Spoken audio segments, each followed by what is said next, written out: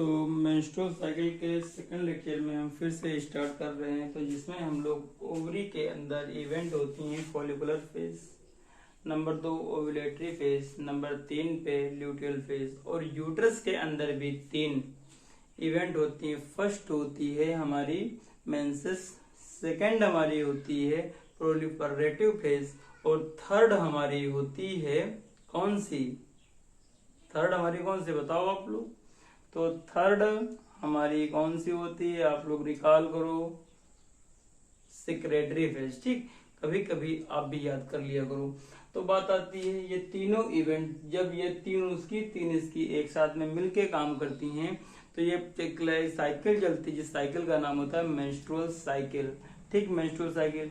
एक बच्चे ने पूछा था कि जो फोर ब्रेन है वो फोर ब्रेन में हाइपोथैलेमस की जगह क्या है, या हाइपोथैलेमस क्या? मैं उसको बता दूं कि जो हाइपोथैलेमस है वो फोर ब्रेन जो है, जो हमारा फोर ब्रेन है उसके दो पार्ट होते हैं। एक पार्ट को कहते हैं टीलेंसेफ्लॉन, दूसरे पार्ट को कहते हैं डायंसेफ्लॉन।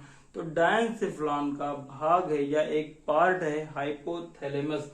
अब हम जानते हैं कि ये वाला है हमारा हाइपोथैलेमस। ठीक, कौन सा है ये वाला हाइपोथैलेमस? नीचे हमारी है एंटीरियर पिट्यूटरी और इधर है हमारी पोस्टीरियर पिट्यूटरी।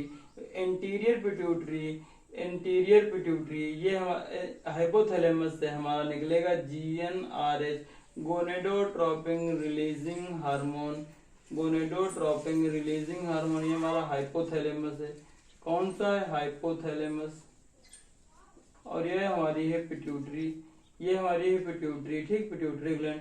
इससे निकलेगा GnRH, किससे? हाइपोथैलेमस है। तो GnRH काम करता है हमारा एंटीरियर पिट्यूटरी के ऊपर, और एंटीरियर पिट्यूटरी से निकलते हैं दो हार्मोन। एक होता है FSH, कौन सा? एक होता है FSH और दूसरा होता है LH, luteinizing hormone. FSH hormone जो होता है वो फॉलिकुलर सेल के ऊपर काम करता है और उसकी ग्रोथ कराता है। जब फॉलिकुलर सेल की ग्रोथ होती है तो वो जब सेल ग्रोथ होती रहती है तो दो प्रकार के हार्मोन रिलीज करती है। एक होता है इनहिबिन, दूसरा होता है कौन सा? एस्ट्रोजन। तो जो इनहिबिन, बढ़ा हुआ इनहिबिन जो होता है वो एफएसएच को इनहिबिट कर देता है, ये नहीं निकलता है। और जब एफएसएच नहीं निकलता है तो ब्लड में एस्ट्रोजन की मात्रा बढ़ जाती है। जैसे एस्ट्रोजन बढ़ता है तुरंत वो और एलएच निकलवा देता है, आप ऐसा समझो जो GnRH है ये FSH एंड LH निकलवाता ही है, लेकिन जब एस्ट्रोजन बढ़ जाता है तो वो और सा LH निकलवा देता है। ये बढ़ा हुआ LH जो है ये LH सर्ज हो जाती है। क्या हो जाती है? LH सर्ज हो जाती है। और ये कहता है ना, LH कहता है कि FSH तुम्हारा तो वक्त आया था, मेरा तो दौर आया है। और यहाँ पे FSH की पीक आती है, मतलब जाता ये भी है, वक्त इसका भी आता है, लेकिन इसका दौर आ गया है। इसीलिए ग्राफ में इसका लेवल बढ़ता है लेकिन इसका भी थोड़ा सा बढ़ जाता है। तो LH सर्ज हो गया। अब जो ल्यूटिनाइजिंग हार्मोन होता है ओव्यूलेशन कराता है सेकेंडरी फॉलिकल से। सेकेंड जो हमारा ग्रेफेन फॉलिकल होता है उसके लठ मारता है, मतलब लठ मारता नहीं है, एल से लठ मारता, ग्रेफेन फॉलिकल फट जाती है, वहां से सेकेंडरी उस साइड बाहर निकल आता है। उस प्रोसेस को ओव्यूलेशन कहा जाता है। ठीक, ओव्यूलेशन कहा जाता है। अब आज हम लोग जानने वाले हैं कि इसमें हार्मोनल रेगुलेशन क्या होता है, कब कैसा क्या रिलीज होता है, आप चाहो तो इतना ऐसे लिख लो। वैसे कल वाली क्लास में आप पूरा लिख चुके हो।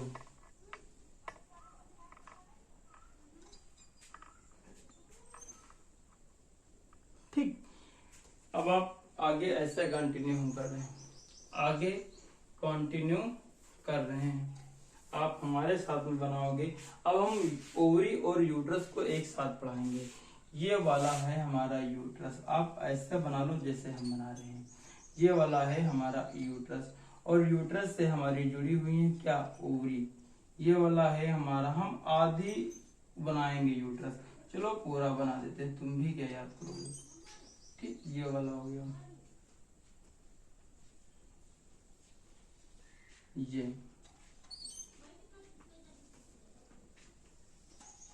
ये वाला हो गया। ठीक, ये हमारा पूरा यूट्रस है। क्या है, यूट्रस। अब इससे हमारी जुड़ी है ओवरी, ये हमारी ओवरी है। और ओवरी किससे जुड़ी है, बाई सस्पेंसिव लिगामेंट से। इधर मीजो ओवेरियन लिगामेंट होते हैं और इधर ओवेरियन लिगामेंट होते हैं। इसके अंदर ये फॉलिकल बन रही है, इसके अंदर ये फॉलिकल बन रही है। ठीक, अब ये वाला हमारा यूट्रस है, यूट्रस ये हमारा यूट्रस। अब यूट्रस की मेनली हम इंडोमेट्रियम वाली वाल को पढ़ाने वाले हैं, कि मेनली इंडोमेट्रियम वाल को पढ़ाने वाले हैं। ये कौन सी है, यूट्रस की सेल्स इसमें इकट्ठा है। क्यों इकट्ठा है, क्योंकि एस्ट्रोजन बना रहा है। इसे मेंटेन कौन करता है, प्रोजेस्टेरॉन करता है। प्रोजेस्टेरॉन का काम क्या होता है, जैसे एक विवाहित स्त्री के लिए उसका हस्बैंड, अगर उसका हस्बैंड ही नहीं रहेगा तो इसका किस पार्ट का, किसके लिए उसका मेकअप होगा। तो इसलिए इंडोमेट्रियम की लेयर को बनाने का काम कौन करता है, एस्ट्रोजन करता है। लेकिन उसको मेंटेन करने का काम कौन करता है, तो प्रोजेस्टेरॉन करता है। उसको कौन मेंटेन करता है, उसको प्रोजेस्टेरॉन करता है। अच्छा ये बताओ, जो हमारा इंडोमेट्रियम होता है, तो क्या पूरा इंडोमेट्रियम झड़ जाता है जब मेंस्ट्रुअल साइकिल चलती है। और अच्छा मेंस्ट्रुअल साइकिल चलती क्यों है, क्योंकि वहां पे प्रोजेस्टेरॉन का लेवल डिक्रीज हो जाता है। अब बात ये आती है कि ये हमारा पूरा इंडोमेट्रियम है, ये पूरा इंडोमेट्रियम है। इंडोमेट्रियम में दो प्रकार की सेल्स पाई जाती हैं। सबसे अंदर वाली लेयर को क्या कौन सी पाई जाती है, सबसे अंदर वाली लेयर जो होती हैं उसको कहते हैं स्ट्रेटम बैसिलिस। ये जो अंदर वाली लेयर जो होती हैं, inner layer of endometrium, inner layer of endometrium को कहते हैं स्ट्रेटम बैसिलिस, स्ट्रेटम बैसिलिस,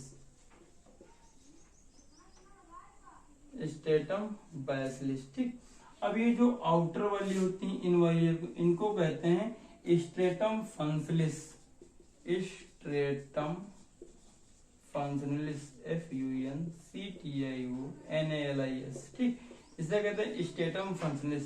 अब कुछ बच्चे कहते हैं कि सर इसकी हिंदी बताओ। कोई तुमसे पूछ ले, मान लो तुम्हारा नाम शुभम है, कहेगा शुभम का नाम बताओ, तुमको शुभम कहेगा, इंग्लिश में कहोगे शुभम, या तुम किसी भी भाषा में पूछ रहे हो जो तुम्हारा नाम है वही नाम कहोगे। अब तुम FSH का नाम बता सकते हो, पुटिका प्रेरक हार्मोन, हिंदी पढ़ोगे बर्बाद हो जाओगे।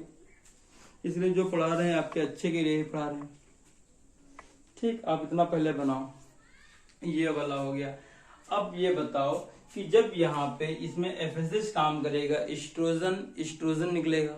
एस्ट्रोजन निकलने के बाद में यहीं पे एस्ट्रोजन निकलेगा। ये मान लो इस थर्ड फॉलिकल है, ये थर्ड फॉलिकल मतलब टर्सरी फॉलिकल है। फिर यहाँ से ओव्यूलेशन हो जाएगा, ये थर्ड या ग्रेफिन फॉलिकल, ये ओव्यूलेशन हो गया, ये ओवम बाहर निकल आएगा और ये शेष बन जाएगा corpus luteum. Corpus luteum progesterone, estrogen plus inhibin को निकालता है। जैसे जैसे कार्पस ल्यूटियम मेंटेन रहेगा, प्रोजेस्टेरॉन निकलता रहेगा। अगर प्रोजेस्टेरॉन निकल रहा है, अगर प्रोजेस्टेरॉन हार्मोन निकल रहा है तो इंडोमेट्रियम की चाहे वो इनर लेयर हो या बाहर लेयर हो, ये दोनों निकलने मतलब मेंटेन रहेंगे। जैसे प्रोजेस्टेरॉन का लेवल थोड़ा सा डिक्रीज होगा, जैसे ही प्रोजेस्टेरॉन का लेवल थोड़ा सा डिक्रीज होगा, डिक्रीज क्यों होगा, क्योंकि जो कार्पस ल्यूटियम होता है वो डिजोनेट करने लगता है। जब ये डिक्रीज करेगा तो ये जो हमारी स्ट्रेटम फंसलिस जो होती हैं, स्ट्रेटम फंसलिस की जो लेयर होती हैं, स्ट्रेटम फंसलिस की जो लेयर होती है वो शेड करने लगती है। शेड करने का मतलब ये होता है कि झड़ झड़ के बाहर निकलने लगती हैं। जो ये हम बना रहे हैं बेटा, ये है ब्लड, ये ब्लड निकलने लगता है। क्यों निकलने लगता है, क्योंकि स्ट्रेटम फंसलिस नीचे बाहर निकल रही हैं। ये वाले इस वाले भाग को कहते हैं वेजाइना। कौन सा भाग होता है, वेजाइना। इस वाले भाग को वेजाइना कहते हैं। सर्विक्स, सर्विकल म्यूकस, वेजाइना और इंडोमेट्रियम की outer layer is known as stratum functionalis बाहर निकलती हैं, जिसे कॉमनली फ्लूइड कहते हैं। Commonly fluid is known as menstrual fluid, menstrual fluid कहा जाता है। ये कब निकलता है, जब प्रोजेस्टेरॉन का लेवल डाउन होता है। यूट्रस ओवरी आप साथ में है। ये कौन सी लेयर झड़ती है, कॉर्पस स्ट्रेटम फंसलिस झड़ती है। क्या जब मेंस्ट्रुअल साइकिल चल रही होती है, जब मेंस्ट्रुअल साइकिल चल रही होती है तो क्या उसमें पूरा एंडोमेट्रियम झड़ जाता है, तो आंसर आता है नहीं। उस समय केवल जो हमारा यूटरस की आउटर लेयर होती है स्टेटम फंसलिस वही जड़ती हैं, और ये जो बाहर नीचे फ्लूइड निकलता है इसे कहा जाता है मेंस्ट्रुअल फ्लूइड। इसे कहा जाता है मेंस्ट्रुअल फ्लूइड। इसमें सर्विकल म्यूकस, इंडोमेट्रियम की लाइनिंग और ब्लड होता है। और ये जो ये ब्लड निकलता है कितना निकलता है, तो ये ब्लड होता है ये 50 से 150 ml। सोचो हर मंथ इतना बॉडी फीमेल बॉडी से निकलता है। यही रीजन है कि अधिकतर फीमेल में एनीमिया की कंडीशन देखने को मिलती है। उनमें रेड ब्लड सेल्स का काउंट भी थोड़ा सा डिक्रीज होता है, थोड़ा सा काउंट डिक्रीज होता है। हर मेंस्ट्रुअल में इतना ब्लड निकलता है, इतना ब्लड निकलता। आप चाहे उधर ना दिख रहा हो तो इधर लिख लो कि एक मेंस्ट्रुएशन में 50 से 150 ml तक ब्लड निकलता है। ये फीमेल टू फीमेल वेरी करता है, फीमेल टू फीमेल वेरी करता है। अब दूसरी बात यह है कि सर जब किसी का मकान गिर रहा होगा तो क्या ऐसे ही गिर जाएगा, क्या मकान उसका ऐसे ही गिर जाएगा? तो आंसर आता है नहीं। जब ये गिर टूट टूट के झड़ रही होंगी तो ये कहते हैं जब तुम ही टूटते हो तो कोई ना कोई मतलब निकल आता है, तो इससे एक हार्मोन निकलेगा। किससे निकलेगा? इंडोमेट्रियम से। जब ये टूट रही होंगी तो एक हार्मोन निकलता है और उस हार्मोन को कहते हैं प्रोस्टाग्लैंडिन। प्रोस्टाग्लैंडिन हार्मोन, ग्लैंडिन हार्मोन। ठीक, ये हार्मोन निकलता है। कहां से निकलता है? इंडोमेट्रियम से निकलता है। अब जब ये हार्मोन निकलेगा, अब ये हार्मोन निकलता है, अब इसके पीछे थोड़ी सी कहानी सुन लो कि जैसे कि पापा ने कहा कि एक फंक्शन है, उस फंक्शन में कोई ना जाएगा, और जो फंक्शन में जाएगा क्योंकि उस समय हम थोड़ा सा कमजोर होंगे। जब हम कमजोर हो जाएंगे, हमारे कहने पे अगर तुम नहीं मानोगे, फंक्शन में चले जाओगे तो तुम्हें घर के अंदर नहीं रहने दिया जाएगा। लेकिन बच्चे कहाँ मानने वाले हैं, वो फंक्शन में जाते हैं, फंक्शन शादी विवाह में जाते हैं। चले जाने के बाद में जब वो फिर से लौट के आते हैं, जब वो कम हो रहे होते तो फंक्शन में चले जाते हैं, लेकिन जब वो फिर से लौट के आते हैं, बच्चों को घर में देखते हैं, कहते हैं ना ऐसा ना हो पाएगा बेटा, अब तुम बाहर निकलो। जब प्रोजेस्टेरॉन का लेवल कम होगा, तो इंडोमेट्रियम की आउटर लेयर स्टेटम फंक्शनलिस, आप ऐसा रखो फंक्शनलिस, जो फंक्शनलिस है इसी को हमने फंक्शन बताया है, फंक्शनलिस।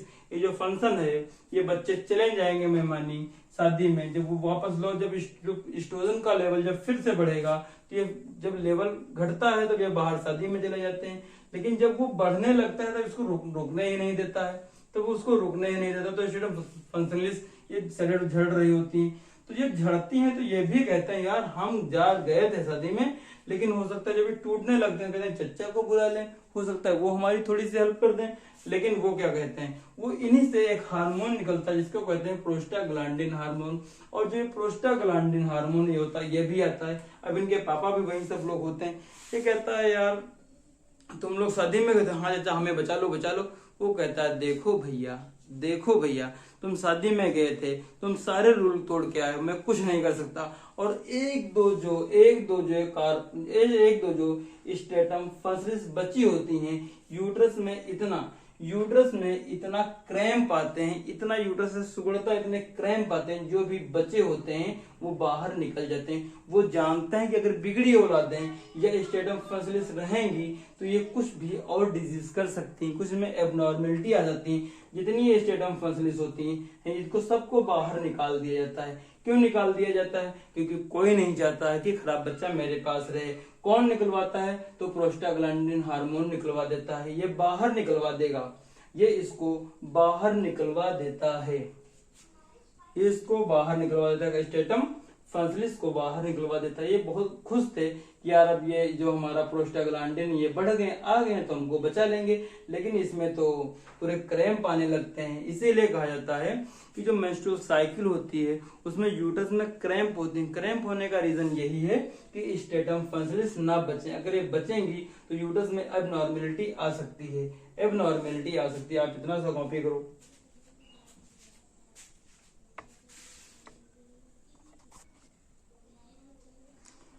अगर देखो कोई तुमसे पूछ लेगा क्वेश्चन आएंगे। अब हम इसको मिटा रहे हैं, लेकिन मिटाने से पहले आप यहाँ लिख लो कि जब मेंसेस चलते हैं तो प्रोजेस्टेरॉन का लेवल डाउन होता है, एस्ट्रोजन का भी लेवल डाउन होता है, लेकिन कौन सा एक हार्मोन बढ़ा हुआ होता है? प्रोस्टाग्लैंडिन हार्मोन बढ़ा हुआ होता है। प्रोस्टाग्लैंडिन हार्मोन जो होता है वो बढ़ा हुआ होता है। चलिए इस पे 2 क्वेश्चन है, वो क्वेश्चन हम आपको करा देते हैं, फिर इसके हम आगे कंटिन्यू करते हैं, जो कि आपके पूरे कॉन्सेप्चुअल बेस क्वेश्चन हैं। अगर आप वो क्वेश्चन कर लेते हैं तो आप यकीन मानो मेंस्ट्रुअल साइकिल का एक भी सिंगल क्वेश्चन आपसे नहीं छूटेगा। नंबर 1 पे लिख दो वह कौन सा हार्मोन है, यहाँ पे लिखो वह कौन सा हार्मोन है, hormone in which of the following hormone है जो मेंस्ट्रुएशन या ब्लीडिंग के समय बढ़ा हुआ होता है। ठीक, ये होता है। नंबर 1 पे लिख देगा प्रोस्टाग्लैंडिन हार्मोन। ठीक, अब नंबर 2 पे यहाँ पे लिख देगा प्रोजेस्टेरॉन, तुमको फंसा रहा है। और नंबर 3 पे लिख देगा एस्ट्रोजन, और नंबर 4 पे लिख देगा ऑल ऑफ दीज, ये लिख देगा। अब आप इसको सही आंसर देखो और लगाओ, फिर इसके आगे हम लोग कंटिन्यू करते हैं। आप सही से देखो और तुरंत लगाओ। तो हमने आपको अभी बताया है कि वह हार्मोन मेंस्ट्रुएशन के समय कौन सा बढ़ा होगा। वो first answer is that is prostaglandin केवल अकेला हार्मोन है जो मेंस्ट्रुएशन के समय बढ़ा हुआ होगा। अब बात आती है कि प्रोस्टाग्लैंडिन हार्मोन कहां से रिलीज होगा, तो यूट्रस की एंडोमेट्रियम लेयर रिलीज करेंगी।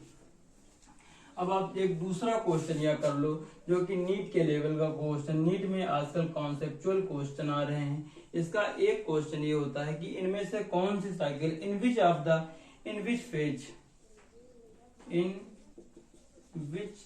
The following phase not found in ovary, इनमें से कौन सी फेज है जो ओवरी में नहीं पाई जाती है। देखो उसके रीजन से भले ना होता हो, लेकिन कौन सी फेज ओवरी में नहीं पाई जाती है, ठीक। आपके सामने ऑप्शन लिखे हैं, आंसर ऑप्शन लिखे हैं, और आप सही से आप आंसर देखिए और बताइए।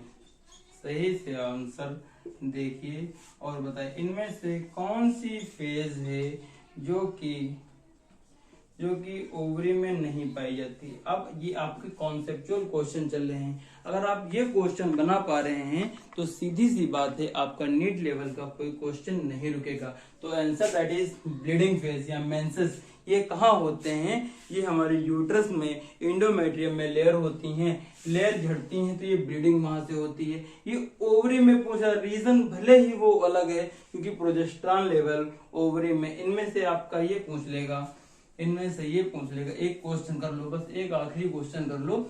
एक आखिरी क्वेश्चन ये है कि कौन सा हार्मोन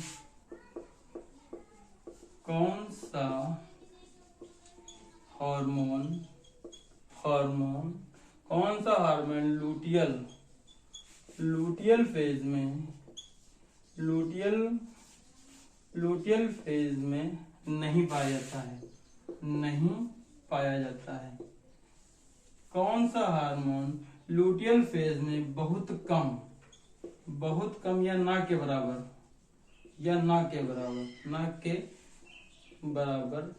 बराबर मिलता है। तो आंसर आपको ये बता दें, मिलता है। आंसर आप यहाँ पे लो, एक एलएच दे देगा, नंबर 2 पे प्रोजेस्टेरॉन हार्मोन दे देगा, और नंबर 3 पे एस्ट्रोजन लिख देगा, एस्ट्रोजन लिख लेगा, और नंबर 4 पे लिख देगा। तो यहाँ पे आएगा आंसर, क्योंकि जो एस्ट्रोजन जो हमारा है वो बढ़ती हुई फॉलिकल रिलीज करती है, जबकि यहाँ पे कोई भी फॉलिकल बढ़ नहीं रही है। अब हम इसके आगे हार्मोनल रेगुलेशन पढ़ने वाले हैं। अब आपको एक अच्छा सा डायग्राम जो कि आपकी एनसीईआरटी में दिया हुआ है, अब आप उस डायग्राम को देख सकते हैं।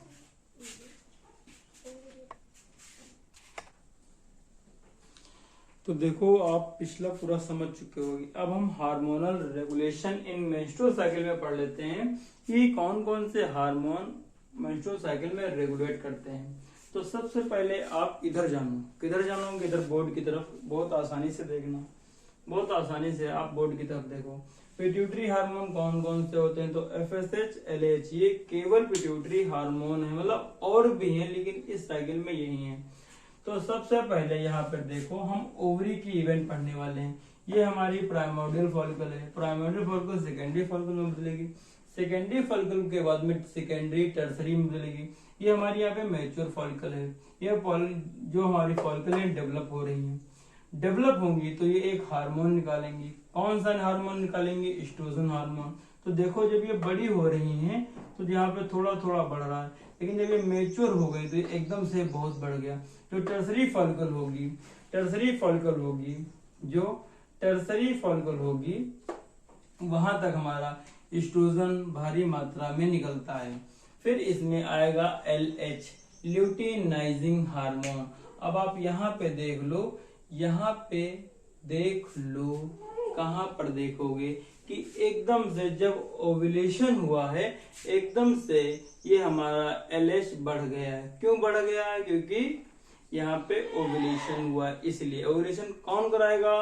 हमारा ओव्यूलेशन कराता है एलएच हार्मोन। अब यहाँ पे एलएच सर जाएगी, लेकिन यहाँ पे देखो थोड़ा सा एफएसएच का भी लेवल बढ़ा हुआ है। क्यों बढ़ा हुआ? क्योंकि एफएसएच की पीक आती है। यहाँ पे ये क्यों डाउन हुआ है एफएसएच का लेवल? क्योंकि इन्हिबिन भी निकालती है ये मैच्योर फॉलिकल, जिससे इसका लेवल थोड़ा सा डाउन हो जाएगा। लेकिन जब एस्ट्रोजन ज्यादा बढ़ता है, जब एलएच सर जाती है, तो वहाँ पे एफएसएच की पीक भी आती है, इसलिए यहाँ पे एफएसएच का लेवल थोड़ा सा बढ़ा हुआ है। अब आप ये देखो, जब ओव्यूलेशन हो जाएगा उसके बाद में बनेगा जो रप्चर फॉलिकल बचती है, उससे बन जाता है कार्पस ल्यूटियम। कार्पस ल्यूटियम जो होती है वो टेम्पररी इंडोक्राइन ग्लैंड का काम करते हैं। जो हार्मोन रिलीजिंग ग्लैंड होती हैं उन्हें इंडोक्राइन ग्लैंड कहते हैं। ठीक, अब बात ये आती है कि ये वाले में डेवलपिंग कार्पस ल्यूटियम हो गया। अब ये कार्पस ल्यूटियम रिलीज कराएगा प्रोजेस्टेरॉन। अब आप यहाँ पे देख लो कि जैसे ये जो हमारा एस्ट्रोजन है, एस्ट्रोजन को रिलीज करने वाला था ये वाली फॉलिकल, ये वाली फॉलिकल, तीन। अब यहाँ पे ये 3 नहीं है, तो इसका लेवल देखो डाउन कर गया, एस्ट्रोजन का लेवल देखो नीचे डाउन हो गया। लेकिन अब प्रोजेस्टेरॉन को बनाने वाला आ गया है, प्रोजेस्टेरॉन बनाने वाला जो आएगा वही तो काम कराएगा। अब प्रोजेस्टेरॉन को कौन रिलीज करता है? Developing corpus luteum. ये कार्पस ल्यूटियम रिलीज करेगा तो इसका देखो यहाँ पे लेवल थोड़ा सा बढ़ा हुआ है। अब ये बढ़ा हुआ, अब जब ये धीरे धीरे रीजनरेट होने लगेगा, जब ये धीरे धीरे रीजनरेट होने लगेगा तो देख लो एस्ट्रोजन फिर बढ़ने लगेगा। ये नई साइकिल की फिर से शुरुआत हो जाती है कि इवेंट यहाँ से चली यहाँ तक, ये एक इवेंट है, इसके बाद फिर नई साइकिल, फिर इसके आगे नई। आप जब तक जीवित रहेंगे, जब तक जीवित का मतलब है जब तक आपकी रिप्रोडक्टिव पीरियड रहेगी, आप फीमेल हैं तब तक, जब तक मिनार्की से लेके मेनोपॉज तक ये साइकिल चलती रहती है। अब आप यहाँ पे देख लो कि जैसे जैसे हमारा एस्ट्रोजन बढ़ता है, जैसे जैसे हमारा, अब आप देखो यहाँ से शुरू होती है, जैसे कि यहाँ पे प्रोजेस्टेरॉन, अब आप यहाँ पे देख लो एस्ट्रोजन का लेवल बढ़ रहा है, प्रोजेस्टेरॉन का लेवल डाउन हो रहा है। कब डाउन हो रहा है? जब नई साइकिल जनरेट हो रही है। नई साइकिल जब स्टार्ट हो रही है तो जो इनके लेवल हैं वो बढ़ रहे हैं। ठीक, तो जब ये दोनों हार्मोन कम होंगे तो नई साइकिल बिगिन कब होगी? ये देखो, जब ये दोनों लेवल कम है तो यहाँ पे मेंस्ट्रुएशन होंगे, यहाँ पे मेंस्ट्रुएशन ब्लड निकल रहा होगा। लेकिन जैसे जैसे एस्ट्रोजन हमारा, देखो एस्ट्रोजन यहाँ पे बढ़ रहा है, एस्ट्रोजन यहाँ पे बढ़ रहा है, जैसे जैसे हमारा एस्ट्रोजन बढ़ेगा और ये तुरंत धीरे धीरे ही ये हमारे इंडोमेट्रियम यूट्रस के बनने लगेंगी। लेकिन जब प्रोजेस्टेरॉन आएगा, फिर जब ये प्रोजेस्टेरॉन हार्मोन होता है तो इसको मेंटेन काम करने का लगता है। लेकिन जब ये दोनों हार्मोन डिक्रीज हो जाएंगे या कम पड़ जाएंगे तो नेक्स्ट साइकिल फिर से मेंस्ट्रुएशन हो जाएगा। ये जो हमारा पूरा डायग्राम है इसे हार्मोनल रेगुलेशन को दर्शाता है। एक बार फिर से देख लो, जब एफएसएच का लेवल बढ़ता है, क्यों बढ़ता है? क्योंकि जो हमारी फॉलिकल है ग्रोथ कर रही है वो बढ़ाती हैं, वो हमारी ग्रोथ कर रही फॉलिकल बढ़ाती हैं। जो हमारी ये थर्ड जो हमारी साइकिल ये होती है फॉलिकल, ये इनहिबिन भी निकालती है, इसलिए यहाँ पे इसका जो ग्राफ है हल्का कम है। लेकिन जब यहाँ इनहिबिन जब एस्ट्रोजन होता है, एस्ट्रोजन जो होता है वो एलएसएच कराता है, उसका थोड़ा सा एफएसएच भी हार्मोन निकलता है, इसलिए यहाँ पे इसकी तुम्हें पीक देखने को मिलेगी जबकि एलएच की सर जाती है। उसके बाद में जो हमारा ल्यूटिनाइजिंग हार्मोन कार्बोहाइड्रेट जैसे जैसे डिजनरेट होने लगता है वैसे वैसे इसका भी लेवल धीरे धीरे नीचे की ओर डाउन होने लगता है, नीचे की ओर लेवल इसका डाउन होने लगता है। अब यहाँ पे देख लो, ये फॉलिकल बढ़ रही है तो हमारा एस्ट्रोजन बढ़ रहा है, जब ये फॉलिकल डिक्रीज हो गई तो प्रोजेस्टेरॉन बढ़ जाएगा तो प्रोजेस्टेरॉन निकलने लगेगा। और ये पूरा हमारा ये जो हमारे ये यूटेराइन फेज होती हैं, यूटेराइन फेज है, ये हमारे ओवरी के अंदर ये हार्मोन होते हैं, ये हमारी ओवरी की इवेंट हैं। और ये हमारी पिट्यूटरी है, पिट्यूटरी से ये हार्मोन निकलेंगे। ठीक, ओवरी के अंदर ये सब चल रहा है और ओवरी के अंदर ये हार्मोन चल रहे हैं और यूट्रस के अंदर ये चल रहे हैं। और इस पूरे कोऑर्डिनेटेड वे को एक मेंस्ट्रुअल साइकिल कहते हैं, एक मासिक धर्म कहा जाता है, जब तक ये चलता है। चलिए आप थोड़ा लिखिए फिर इसके आगे कंटिन्यू करते हैं।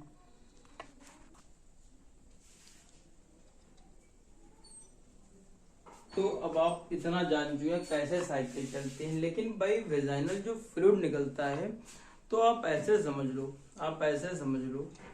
कि यार उस फ्लूइड को मेंटेन करता है, क्योंकि अगर वो ऐसे निकलेगा ना तो उसमें मतलब आपको बहुत सी डिजीज हो सकती है। आपको अगर फ्लूइड इधर उधर लग जाएगा तो आपको ईचिंग होने बहुत होने, तो उसके लिए सैनिटरी पैड का यूज किया जाता है। और जो सैनिटरी पैड या घर से बने हुए कपड़े का यूज किया जाता है उस फ्लूइड को साफ सुथरा करने मतलब हटाने के लिए, रिमूव करने के लिए। और वो जो एक सैनिटरी पैड होता है वो 4 से 5 घंटे में चेंज करना चाहिए। कितने घंटों में? 4 से 5 घंटे में एक सैनिटरी पैड को चेंज करना चाहिए। अब बात ये आती है कि जो सैनिटरी पैड जब हम यूज करते हैं, सैनिटरी पैड जब हम यूज करते हैं, यूज करने के बाद में उसको नैपकिन या किसी कागज में लपेट के डिस्पोज करना चाहिए। अब बात ये आती है, ये करना चाहिए। अब जब ये तुम्हारा मेंस्ट्रुएशन चल रहा हो उस दिन नियमित साफ सफाई रखना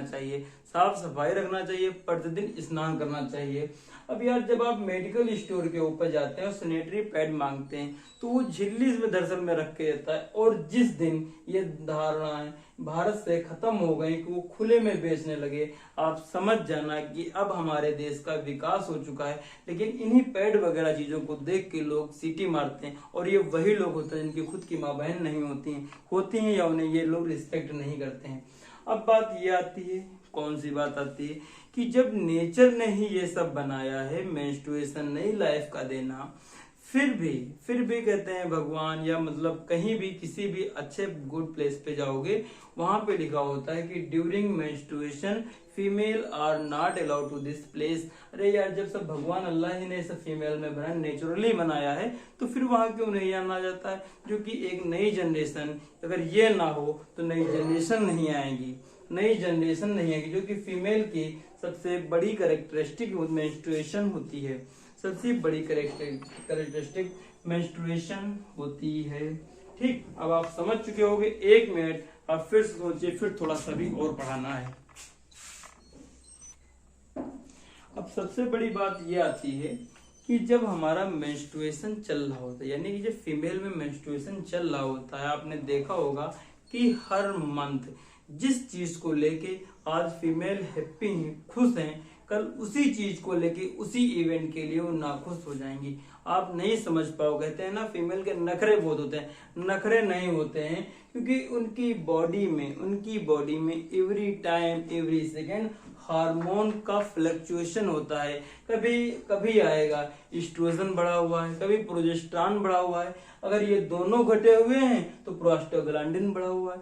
इन हार्मोन का इतना फ्लक्चुएशन होता रहता है, इसलिए फीमेल का मूड स्विंग करता रहता है, चेंज होता रहता है। तो फीमेल का मूड चेंज होने का मेन रीजन यही है क्योंकि इनमें हार्मोनल रेगुलेशन फ्लक्चुएट करता रहता है। अच्छा, एक क्वेश्चन ये आया था, एक बच्चा पूछ रहा था कि सर अगर हम ओवरी को काट दें, अगर हम ओवरी काट के बाहर निकाल दें तो क्या मेंस्ट्रुएशन होगा?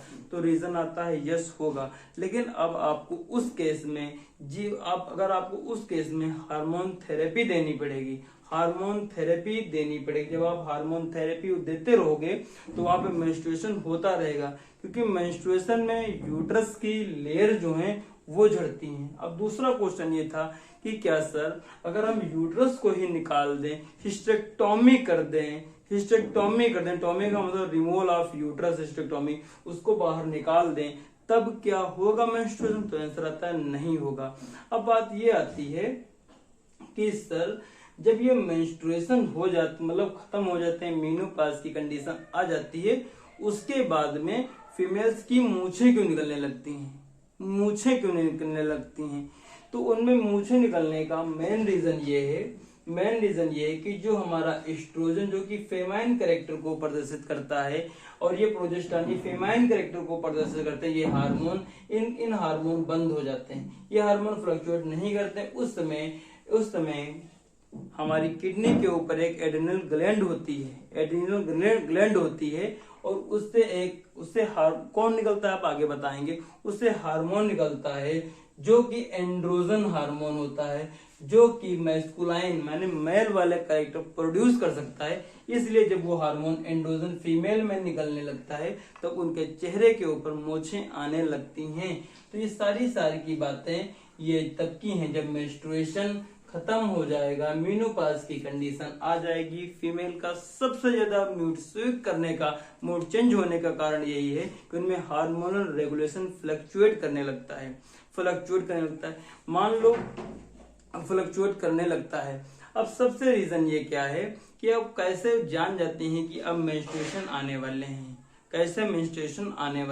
उनका जो मूड है वो चेंज हो रहा है, लगातार चेंज हो रहा है। बेली के पास में एब्डोमेन रीजन में हल्की सी पेन होने लगती और उन्हें कुछ एक अलग फीलिंग होती है, वो फीलिंग आने लगती है। अलग फीलिंग मतलब कुछ भी एहसास करने होता है और जिससे उन्हें पता चल जाता है कि नेक्स्ट मेंस्ट्रुएशन आने लगता है। तो ये हमारी पूरी मेंस्ट्रुअल साइकिल हो चुकी है। अब आगे से जो आगे वाली क्लासेस हैं उसमें हम नए टॉपिक को लेकर आएंगे। आप देखते रहिएगा और हमारे साथ में बने रहिएगा। तब तक के लिए धन्यवाद।